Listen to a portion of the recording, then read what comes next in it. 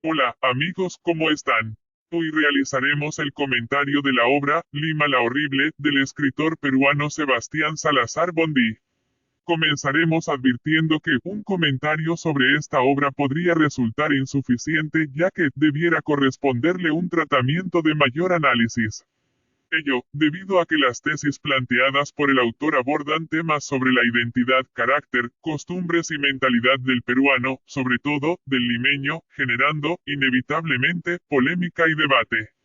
Se puede coincidir, se puede discrepar, pero de ningún modo quedar indiferente con las observaciones del autor.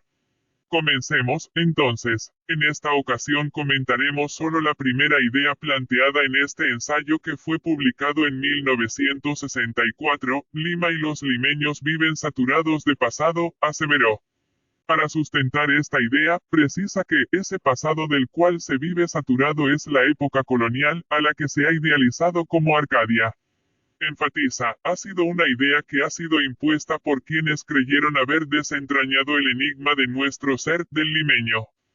Dice, esta época no ha hallado su juez, y como tal, alguien crítico, insobornable. Y esta ausencia de crítica ha ocultado la tensión entre amos y esclavos mediante toda clase de artículos de supuesta abundancia y serenidad, dosis alucinógenas producidas por remembrantes doctores. El más destacado de estos proporcionadores de alucinógenos es Ricardo Palma y sus tradiciones, de quien critica su fórmula, mezclar lo trágico y lo cómico, la historia y la mentira. Reprocha también que haya compuesto una comedia humana sin que pudiera acertar en incluir a personajes de mente descontenta e inconforme que quieran sacudir el conformismo y la deferencia. La consecuencia de ello es que no nos legó la realidad virreinal sino una inconexa y reducida visión del mundo limeño difícil de reemplazar.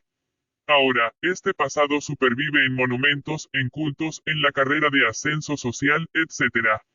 Y no es que el pasado nos atraiga, sino que estamos alienados porque además, esta alienación es fuente de toda cultura popular ya que contiene la pauta de conducta para el pobre que aspira a ser alguien. Lima no irradia esclarecimiento, que antaño, en su paz conventual, propiciaba la meditación, barrida ahora por la explosión demográfica, urbanista, ha propiciado solo una mutación cuantitativa y superficial. Es decir, sigue siendo melancólica, deseosa del pasado. Y este pasado que no se enajena está en el corazón de la gente, no solo de los que tienen ascendientes de antigüedad limeña, sino también de los que vienen de provincias. Advierte que estos últimos vinieron con una voluntad de progreso, sin embargo, años después, esa voluntad se sustituyó por la satisfacción de verse insertos en el sustrato colonial y de participar en el poder con las grandes familias. Estas grandes familias son quienes han difundido la patraña de que cualquier tiempo pasado fue mejor, según Manrique. Un pasado paternalista y dependiente. A pesar de que son estas mismas familias quienes conocen que la opulencia y prosperidad operan de acuerdo a la realidad presente. La metáfora idílica de la colonia se la han dejado para las mayorías. De ahí que la tradición, la literatura y la extraviada nostalgia resultan ser una burda trapacería, falsa tradición, mala literatura, extraviada nostalgia.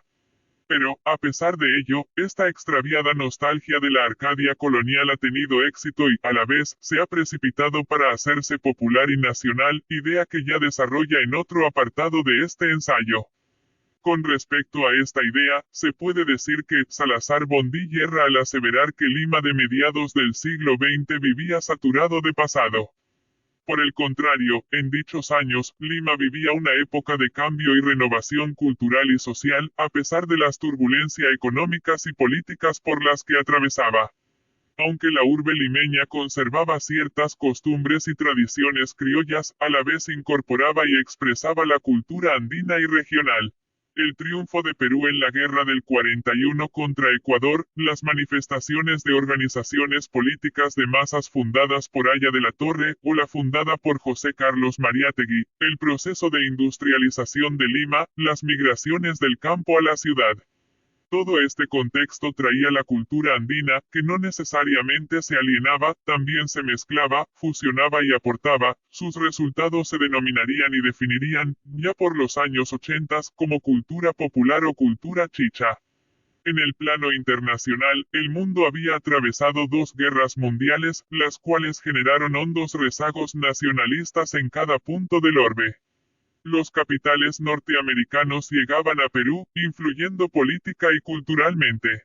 Este último aspecto se evidencia, por ejemplo, en el empleo de anglicismos por parte del autor, revelando a su vez que ese aferro al pasado no es así de estricto como lo plantea. Por otra parte, decir, en esos años, que Lima no ha hallado su juez, es decir, alguien que examine de modo riguroso, crítico y severo, deducimos, de la realidad, de la mentalidad, de las costumbres, también es errado. Su obra fue publicada en 1964, anteriores a él tenemos diferentes corrientes y escuelas literarias así como intelectuales que abordaron la realidad peruana desde su realidad actual. Incluso desde la guerra con Chile, el peruano, el limeño se vio motivado a pensar en el Perú desde el Perú, es decir, que este hecho fue uno de los que sirvió para forjar la conciencia nacional y olvidarse de la costumbre colonial, es decir, del pasado. En la literatura, corrientes como el realismo, modernismo, el vanguardismo, indigenismo, la generación del 50, es decir González Prada, Santos Chocano, Valdelomar, el Grupo Colónida, César Vallejo, Ciro Alegría, López Albújar, Arguedas, Julio Ramón Ribeiro, Oswaldo Reynoso, el urbanismo, elaboraban una literatura de tendencia renovada y emancipada, de búsqueda de lo auténtico, ya que sus fuentes eran la población originaria del Perú y su forma de vivir actual.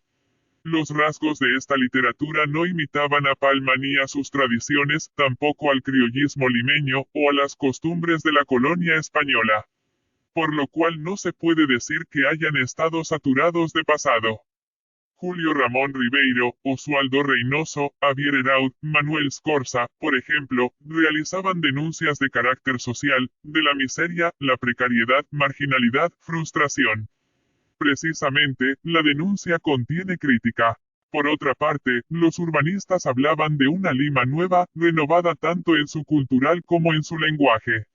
No había una literatura falsa y mala, sino nueva y diferente, de contenido popular, regional y provinciano, manifestado en la urbe. Por todo ello, la explicación para este planteamiento del autor obedece a motivos de contexto social. Ese aferro depresivo hacia el pasado nostálgico no fue de toda la sociedad limeña, sino tan solo de un sector o clase social, la aristocracia limeña que se hallaba en declive. Sector del cual el autor tenía influencia. Se advierte este aspecto en estilo del autor, en el lenguaje, en la sintaxis.